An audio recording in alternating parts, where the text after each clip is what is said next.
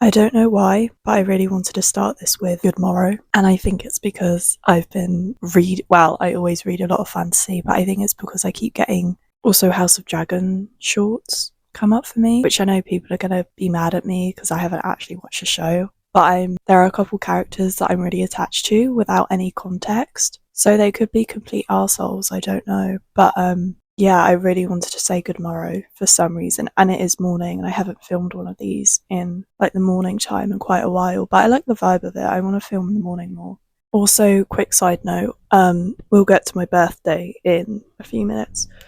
But I want to talk about something quickly first. I recently read Aragon. I recently finished it, and I watched the film. I think I watched it when I was younger because we had the DVD like randomly, but then I watched it like a year ago thereabouts, and I remember really enjoying it. Like, it's just like this light fantasy, high fantasy, but it's like a light film, I guess, and it's about dragons, which I love dragons. I remember really enjoying it, and it became one of like my comfort films. And when I started reading Aragon, I for some reason got a lot of TikToks about other people who had read Aragon or like the Inheritance series, and the general consensus was that the movie sucked and the movie was no good. And I remember thinking like, well, the movie was good, like I enjoyed it, and yes, it maybe wasn't the best, or like, yeah, maybe they had to change some things, but like that's what you normally have to do with like book and film or TV translations kind of thing, because like some things work really well in books and then they don't really translate great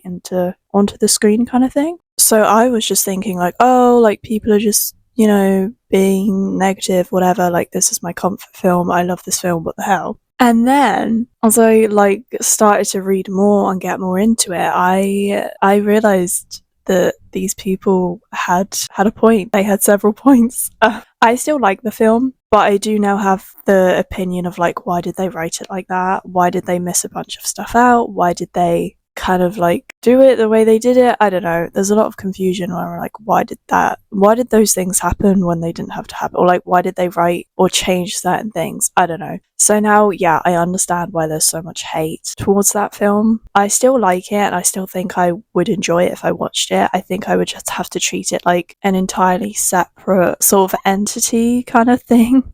And like I do with most things, like The Wheel of Time, I'm reading The Wheel of Time, and I've also watched the series, which I really love, both of them. But there is like quite a few plot changes and story changes and stuff like that. And I think that's okay as long as it's done respectfully and as long as there's a point. I think there's nothing wrong with like treating them maybe as like separate things, but just as like, now you get not one, but you get to enjoy two things that like has the world that you love and the stories that you love and the characters that you love. But I think sometimes it is frustrating, and I do understand what people are saying when it comes to things like that. And so yeah, I now entirely understand where people are coming from with Aragon. I also haven't watched it in a while, so I think maybe I'll watch it again now with the new knowledge of what happens in the book and how it happens, and then I'll probably be like, oh my gosh. But yeah, I'll probably have a lot more thoughts. But yeah, I just wanted to clear that up. Not that anyone is wanting me to clear that up, because you're not inside my brain and you don't know my thoughts. But yeah, I just wanted to be open and be like, you know what, yeah, I see where everyone's coming from now. I see what people are on about, and I hold my hands up and I admit it, okay? Also, apologies if my voice sounds so weird or like scratchy or raspy right now. My throat, I don't know why every time I go to make one of these, after like 10 minutes or 15 minutes of speaking, my throat kind of hurts a little bit, or like whatever. I guess like I'm an introvert and I'm not used to talking for this much space of time, but right now my throat just like hurts anyway. And I think in the summertime, for some reason, I get really like stuffy and like blocked up, and my throat as well gets really sore when I wake up. I think it's probably something to do with like the humidity and the heat and the dryness or something, maybe, I don't know. But yeah, if I sound slightly like I smoke 5 packs a day, then that's why, and I'm so sorry. But yeah, I turned another year older on Saturday. I am now 24, which I feel like is a really nice cool age to be. I don't know why. I just think that it's a really cool age to be, and I already prefer it to 23. To be honest with you, 23 was the most shit year of my life so far. Who knows, it could get shitter. I hope it doesn't. I need a break, please. But yeah, 23 was awful, and I've seen like a lot of TikToks saying that, either saying that like, oh, these are the years of your life that are going to be really shitty, and 23 is one of them, or like a lot of people make TikToks about how 23 was like really bad for them. So I feel like there's a lot of people who have the same issue, I guess, or had the same issue with being 23, which is weird because like I know like my friends didn't necessarily have a shit 23rd year of their lives, or maybe they did and they just hid it really well. I don't know. Maybe I'm just a shit friend and I don't notice these things. But yeah, 23 for me was not it at all, and I really, really want things to just be good now. Like I'm not accepting the same energy as that in my life anymore. I'm really not. I feel like 24 is a good age to be. It feels nice. I like the numbers. It's an even number, yay. And I feel like it just has really good energy, and I'm going to be delusional about it and say that it's, the worst is over. Obviously, in life, there are ups and downs. Like, I'm not being so delusional that I'm going to tell myself that I will never be like, it's only going to be up from here, because obviously life ebbs and flows, and like, we're going to have good days, we're going to have bad days. But like, 23 was just like all downhill and all bad days. And so I feel like, I've got a bit of karma in the bank. I've got a bit of good karma. Like, I'm allowed some good days now as well to like balance it all out. I also realised that every time I finish a sentence, I either say or and yeah, or so yeah. And it's really annoying when I edit, and I'm really trying to stop that. You obviously don't hear it because I edit it out, because otherwise, like, why would I leave that in? It's annoying and it serves no purpose. But yeah, it does my head in. I don't want to do that anymore. I really just want to, in general, I want to be more confident in my voice anyway, and just like say what I need to say, and then not feel the need to like add anything in, or like be awkward to be like, when you spit like the best advice of your life, and then you like don't want it to maybe ruin their lives, you just like say at the end like a little disclaimer, like, but that's just me, like that's what I would do, like I don't even know anything. I don't know, I feel like that's my like, so yeah. And I just want to like stop doing that. I also want to stop saying like a bit more. I know it's a generational thing, and it's all ingrained in our brains right now. But it must be so annoying. And it is annoying when I edit and I hear myself saying like about 20 times every 10 minutes. So I want to stop that. I just want to be more comfortable and confident in my voice. I want to be more honest, and just, not that I'm like a fake bitch, but I hold a lot of stuff back because I don't want to get judged, or I don't want to upset people. And I don't know, I feel like recently I've been a bit more like harsh with my opinions, and not harsh in the way that like I'm an arsehole, but harsh in the way that like normally I can see a lot of like different people's perspectives, and I can see it from like that point but also this point, and I can, I'm very good at like giving excuses to people and stuff like that. And recently I've just been a bit more like, well, no, what you did was wrong, or like, no, I don't agree with that, or like, yeah, I can see where you're coming from, but like, you're still a bitch, like, you know what I mean? So yeah, I want to embrace that. I want to be more that, and of course not be an arsehole, but yeah, just I want to just be more comfortable and confident in my opinions and my voice, and not blame myself if people want to take what I say the wrong way, because I feel like there is a difference between not being clear in what you're saying and then just people like just misunderstanding you on purpose because they just want to be right, or they just don't want to listen. And I feel like that's an art that I am very quickly understanding, and I feel like sometimes you've just got to be okay with like letting people disagree with you, or letting people, like, if they want to think you're wrong, or if they want to think that you're a bitch, then like just let them. At the end of the day, I feel like we're pretty good judges of ourselves, especially like people who are like very self-aware. I'm very self-aware, not to brag, but I am. It's not really done me any favors in my life, but I am very self-aware, and I know that I'm good, I know what I mean. And if you want to think that I'm a horrible person for having an opinion that's different to yours, then you can do that. And I just want to have more energy like that in my life, and I want to be more okay with just being me and not really, crawling up everyone's asses. I got some really nice presents. I'm very lucky on that front. My main present was Glossier You Do, the white one, the white perfume. I really liked it. I was a bit nervous. I kept reading the reviews like months in advance for my birthday because there wasn't like a store near me that I could just go to and smell a sample. So I kept reading the reviews. I really wanted it.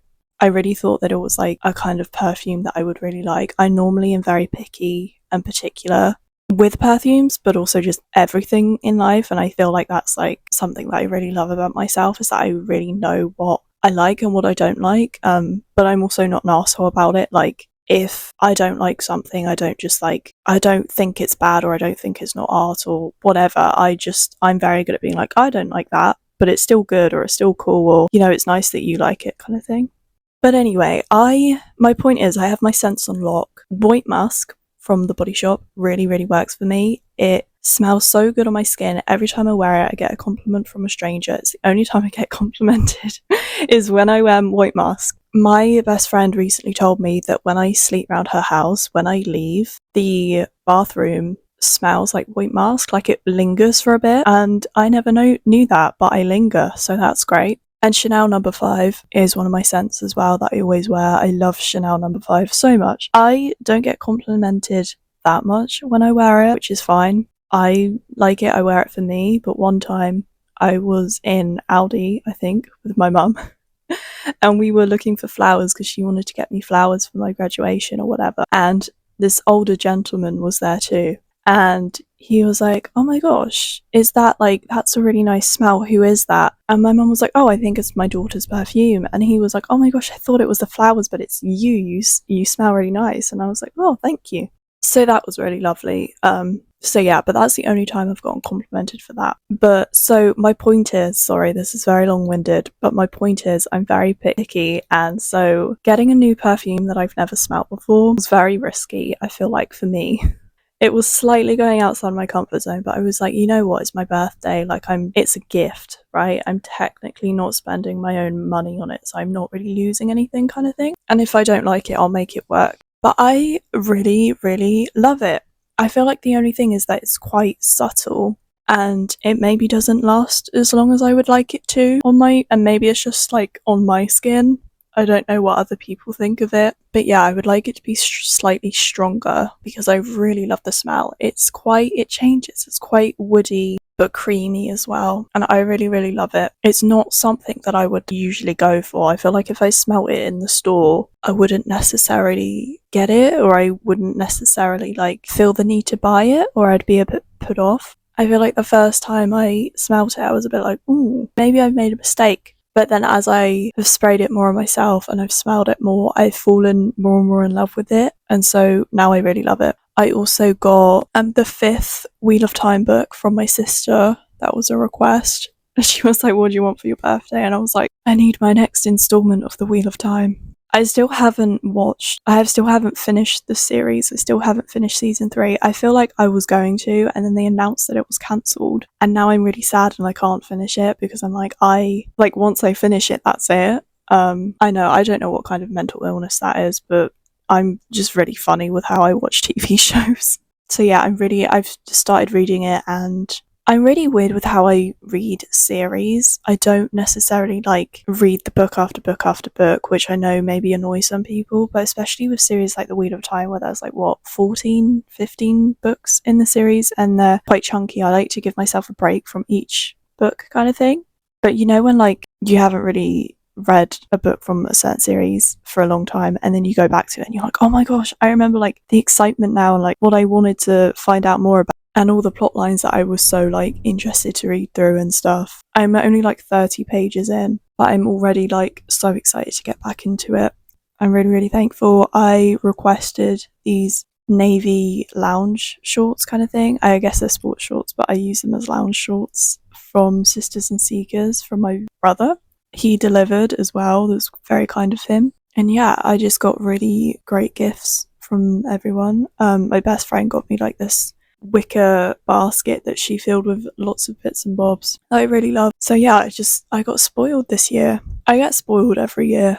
I'm very, very thankful for all of the gifts and cards that I got. I had a good birthday too. My family and I went to like this park where they have deers just like roaming free, which was really great and beautiful. My mum loves deers, so she was she was happy to be there too.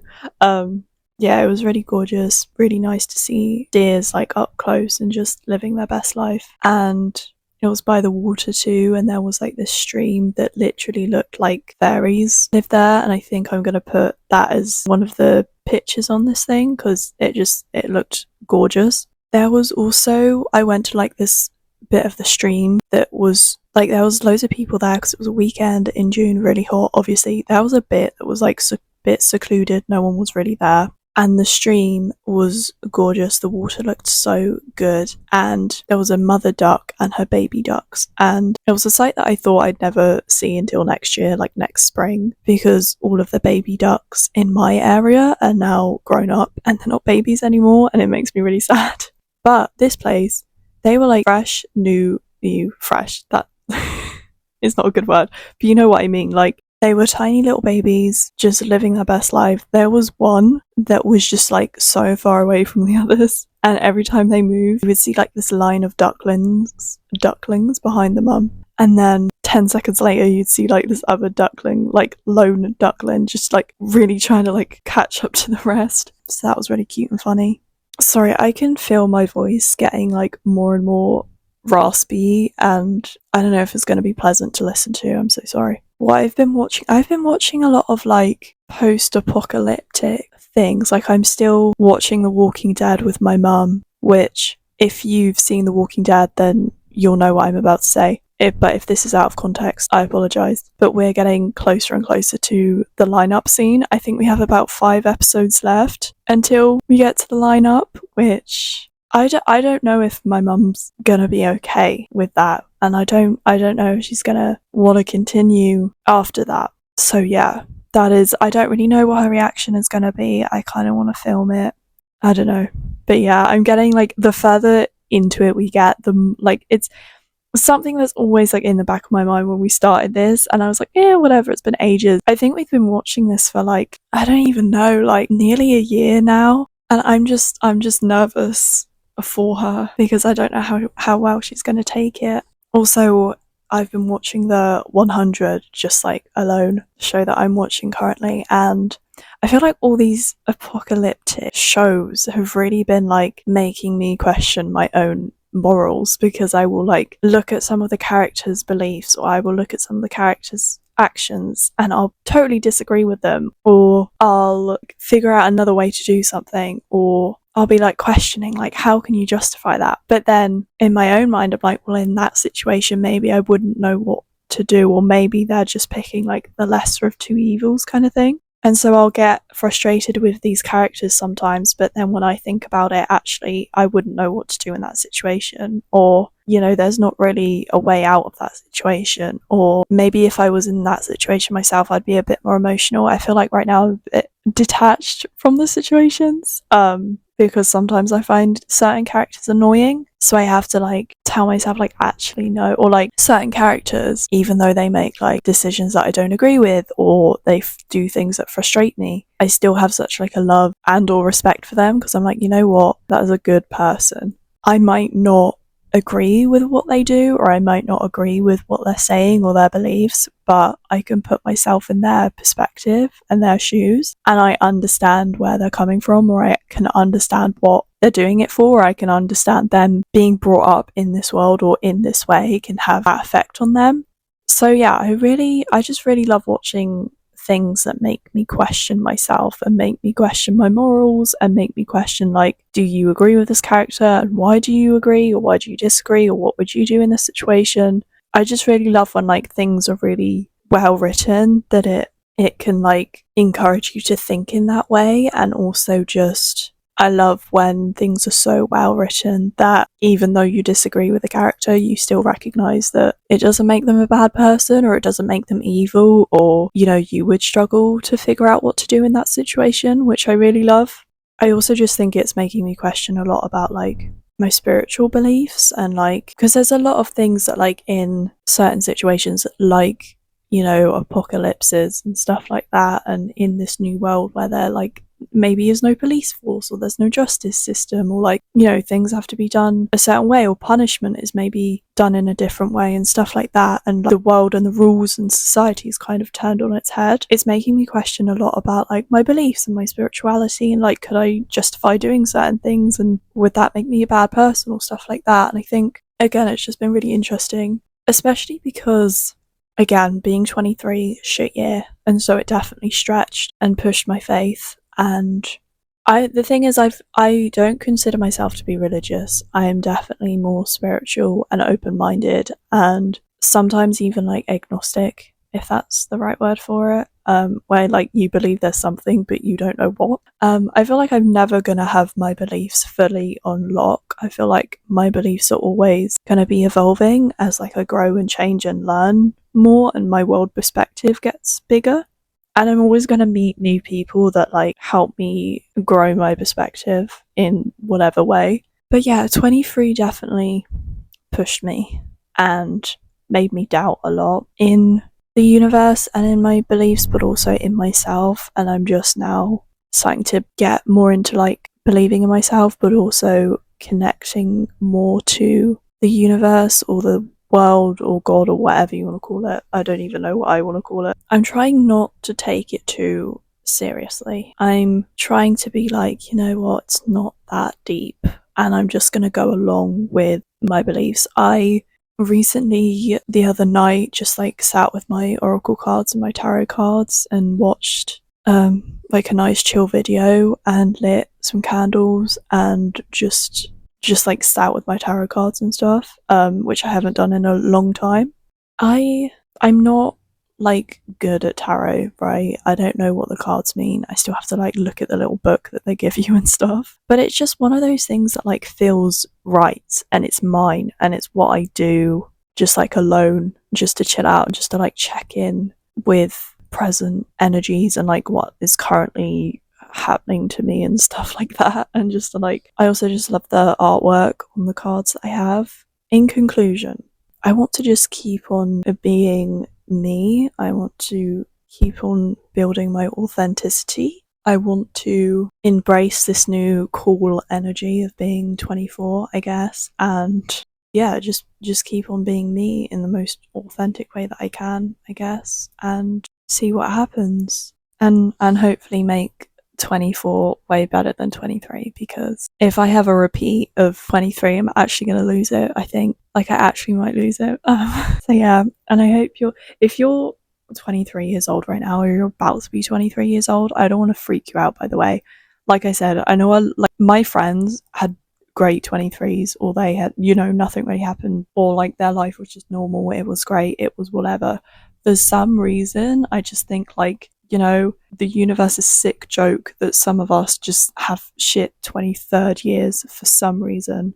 But my sister's about to turn 23, and she's like, I don't think that she's gonna have a shit year. I think she's gonna have a great year. She has like great things ahead of her. So I guess it's just like, you know, just the unlucky ones that have the shit 23rd year. Anyway, on that note, I will leave you to it, and I will yap to you soon.